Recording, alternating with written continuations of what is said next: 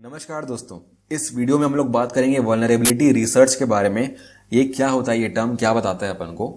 इसका मतलब है white box approach of software testing.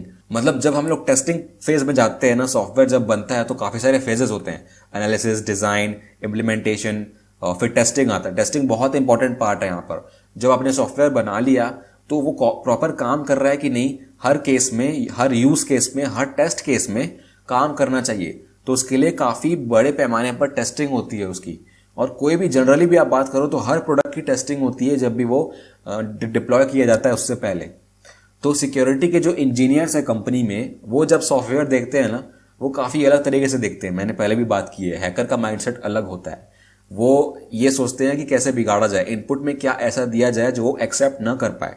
जिस कंटेक्स्ट में इनपुट होता है, जैसे फॉर एग्जाम्पल मैं पासवर्ड चूज कर रहा हूं, इसमें एक स्पेशल कैरेक्टर होना चाहिए, एक कैपिटल होना चाहिए, एक स्मॉल होना चाहिए, एक नंबर होना चाहिए, तो सब मिक्स होना चाहिए। लेकिन मैं अगर ऐसा करूं कि सारा स्मॉल कैरेक्टर डाल दूं फिर भी वो एक्सेप्ट कर ले, तो ये कब एक्सेप्ट होगा? जब आप सिर्फ क्लाइंट साइड पे वैलिडेट कर रहे हो। मतलब मैं ऐसा भी कर सकता हूं कि मैं आपको बोलूं कि मैंने सब कुछ डाला हुआ है, आपको ये प्रिटेंड कर दूं कि मैंने सब कुछ डाला हुआ है, लेकिन जब रिक्वेस्ट जाए मैं रिक्वेस्ट को बीच में पकड़ लूं और फिर से सारा स्मॉल कर दूं। तो एक बार यहां से निकल गई रिक्वेस्ट ब्राउजर से तो फिर आप उसको चेक नहीं कर सकते ना, फिर तो सर्वर पर डायरेक्टली चला जाएगा वो।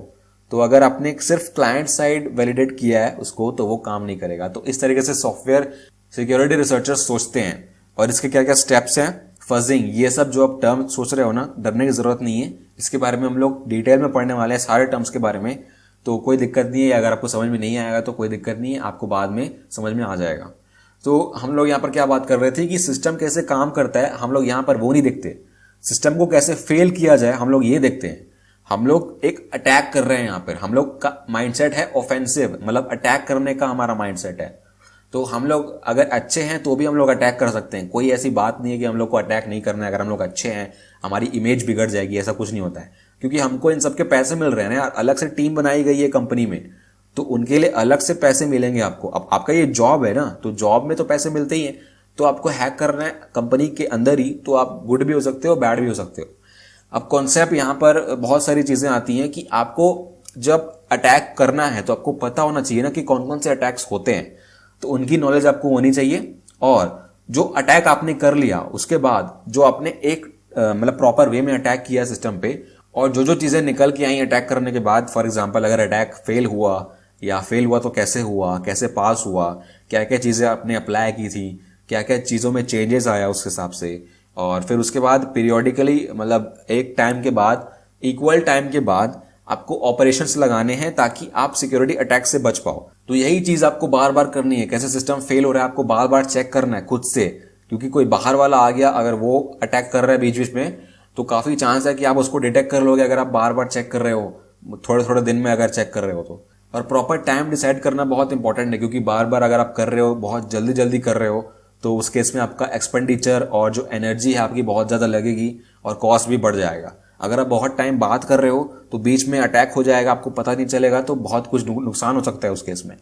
तो ये ऑप्टिमल टाइम होना चाहिए। और जीरो डे मैंने आपको बताया था क्या होता है। तो जीरो डे के जो एक्सप्लॉइट्स हैं उससे बचने के लिए आप ये कर सकते हो, क्योंकि जो चीज एक हैकर को मिली, अगर आप वो पता कर लेते हो और उसको फिक्स कर लेते हो, तो अगर वो बाद में इसको करने की कोशिश करेगा तो वो फिर फेल हो जाएगा। आप ट्रोल कर लोगे हैकर को ही, क्योंकि उसने तो सोचा था कि ये जीरो डे है, लेकिन आपने फिक्स कर लिया साइलेंटली। तो ये सब काफी काम आता है अगर आप रिसर्च करते हो ना, ऐसे बार बार सिस्टम को फेल करके और हैक करने की कोशिश करते हो, तो ये काफी इसके एडवांटेजेस हैं। तो इस वीडियो में तो बस इतना ही। आई होप आपको ये टर्म समझ में आया होगा, और नेक्स्ट वीडियोस के लिए देखते रहिए, सीखते रहिए, और गुड बाय।